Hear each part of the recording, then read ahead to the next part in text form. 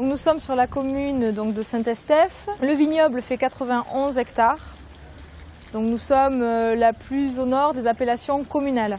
C'est un petit peu d'émerveillement. On passe de deux styles tout à fait différents. On rentre dans un bâtiment qui est un petit peu exotique, qui a un petit côté magique. Ensuite, on attaque la partie déchets, donc la partie technique, où là, on est dans un univers un peu plus moderne. Donc tout le monde est toujours très étonné de ce qui se passe derrière cette façade. Dans nos vins, nous retrouvons toujours des vins avec une majorité de Cabernet Sauvignon.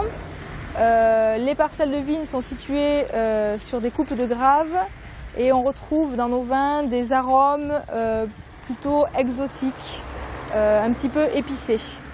Il y a la découverte du Bordelais, effectivement, mais il y a surtout des échanges entre un vigneron qui reçoit. Alors, il y a des adhérents et des non-adhérents, où à chaque fois, on a voulu mettre en évidence une spécificité du domaine qui fait que les vignerons ça peut les intéresser. Le chai de Cosses-d'Estournel est un petit peu unique dans son genre. Dans la région, on est pour le moment les seuls à travailler le vin par gravité de la réception de la vendange jusqu'à la mise en bouteille. On n'utilise vraiment plus du tout de pompe. Donc je pense que ce n'est pas encore tout à fait connu. Dans un avenir proche, ça le sera très certainement un peu plus. Nous avons des installations techniques qui ont été créées spécialement pour Cosses-d'Estournel, notamment nos cuves ascenseurs. La gravité, c'est pour nous une façon de travailler le vin avec beaucoup plus de douceur. Donc on évite le passage des pompes qui va mâcher un petit peu le vin. Là, nous allons le travailler de façon plus naturelle, ce qui va nous donner des arômes beaucoup plus nets, beaucoup plus de précision dans le vin. Malgré sa jeunesse, vous allez pouvoir voir en bouche, c'est déjà un vin qui est très élégant, qui est tout en finesse.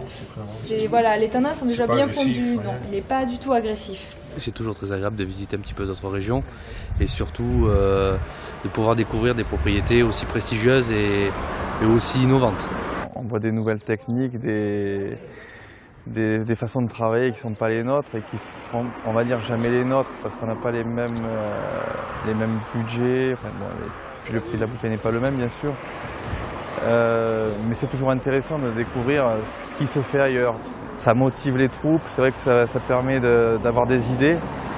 Et puis après, on garde ce qu'on peut, on essaie de le moduler à sa façon sur l'entreprise. Mais non, mais c'est bon. Ça, par contre, c'est des bonnes rencontres qui permettent de motiver justement les troupes.